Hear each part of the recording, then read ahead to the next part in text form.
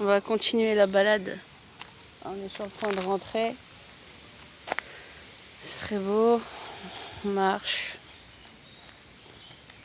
Je suis en train de me fredonner les anciennes chansons françaises. On se propulse dans les souvenirs. Dédé, tu déconnes, toi. Achara Ouakhar, tu commences à chanter. Voilà, je me mena. Faudrait que tu restes concentré. C'est pas. Ramadan, c'est pas contre la culture. Hein. Tu vois, il y a du bon, il y a du mauvais, il y a de tout. Alors. Entendez les oiseaux? J'ai pas beaucoup de batterie là, je vais voir ce que je vais pouvoir filmer. Voilà, regardez. Ça approche du château.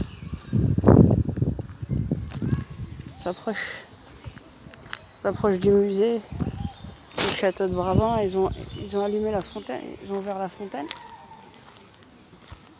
Comme vous voyez. Voilà. C'est très beau. Faut voir, faut venir voir. Pendant qu'il fait beau, là, le beau temps arrive. Faut profiter de ça. Il y a beaucoup de touristes, des autocars qui passent. Voilà. Des gens qui se baladent.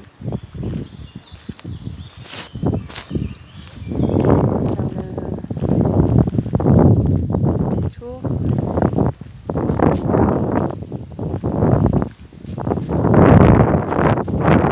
Je sais pas si ça va y avoir assez de batterie. Je vais aller de l'autre côté pour essayer de voir ce qu'on peut encore avoir comme.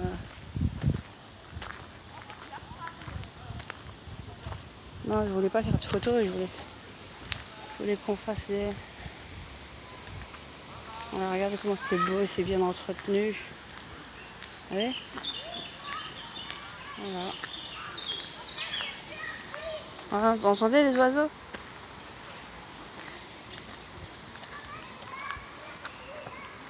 Il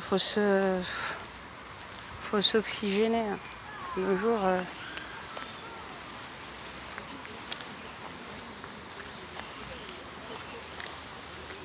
on est vite rattrapé par la routine, par la vie citadine. Hein. Voilà l'entrée. Voilà. L'entrée, ils ont fait la nouvelle structure en verre. Ils ont construite. Vous allez voir maintenant le château. Vous allez voir ici la fontaine. Ici le château. Et ça c'est la nouvelle entrée en verre. C'est par là qu'on rentre pour aller au musée. Pour le château en fait qui sert de musée. Et voilà, ils ont bien décoré. Voilà, musée de Tervuren. Vous voyez? Voilà. C'est par là. Ça c'est toute la partie qu'ils ont construite pendant ces 5 années pour pouvoir ensuite rentrer et voir les collections là-bas. Ouais. Voilà. Faire un vite survol. Là. Ah, il y a le glacier, c'est pour ça qu'ils sont tous là-bas. Un glacier qui s'est installé par là. Vous voyez là-bas? Il y a la foule là, qui va aller acheter des glaces. Ah, c'est Ramadan. Ouais, c'est comme ça.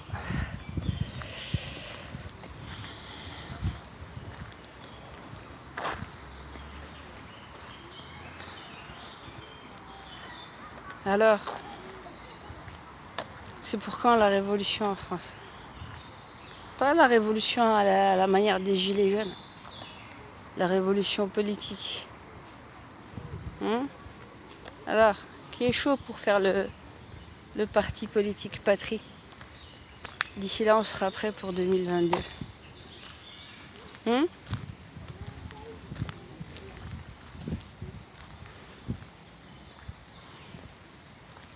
On va leur chanter à l'Union européenne, la Commission européenne. On va leur chanter la chanson de Laissez-nous rêver. Même si laissez-nous. Oh, Gold. Laissez-nous rêver. Laissez-nous chanter. De qu'il nous reste. Aussi longtemps que vos armes. Une belle chanson. Je ne me rappelle plus des paroles. Elle est géniale. Il y avait plein de chansons comme ça. Ça rappelle notre enfance. Ils sont...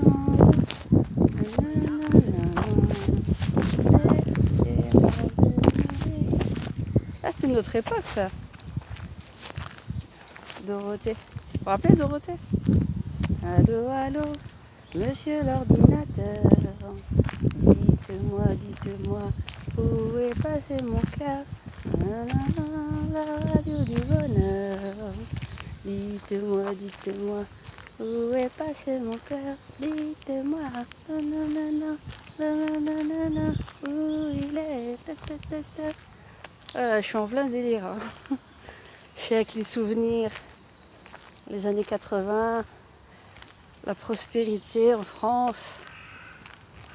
Tout le monde était heureux avec tout le monde. On était bien. Vous vous rappelez de ça? Hein, ça, c'était notre belle époque. Il y avait de tout. Bon, il y a toujours eu des croyants. La France n'est pas plus musulmane qu'hier. Hein. Elle est musulmane, mais là, c'est pas nouveau l'islam en France. Ça a toujours existé. Il faut faire l'histoire.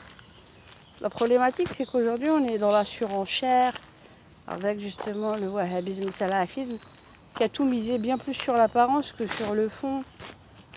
Et finalement, on est dans le folklore à tous les niveaux. Mais c'est pas parce que pour certains c'est du folklore que ça veut dire que d'autres doivent en pâtir. Vous comprenez? Il doit y avoir un juste milieu de part et d'autre. Donc quand on parle du féminisme, pour revenir, on parle du féminisme et on parle de que le voile c'est la soumission de la femme. Excusez-moi, on soumet la femme à différents niveaux dans la société française encore aujourd'hui. Elle est soumise à quoi, la femme française aujourd'hui?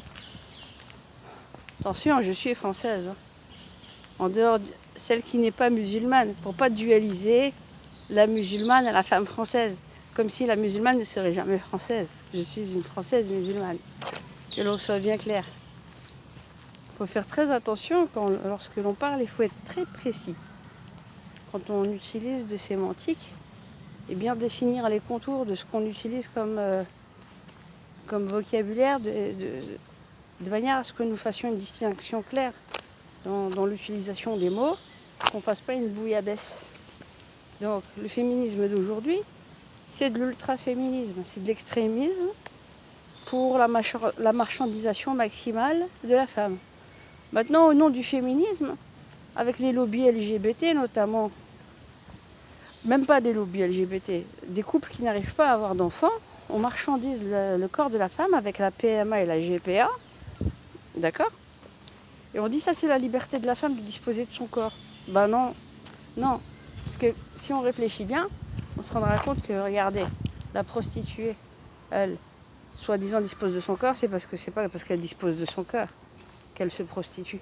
C'est parce qu'elle s'est retrouvée à la rue et qu'elle est dans un désarroi tel que finalement ceux qui en profitent sont toujours les plus forts. Et aujourd'hui, finalement, on a chosifié la femme et on lui a dit, c'est ton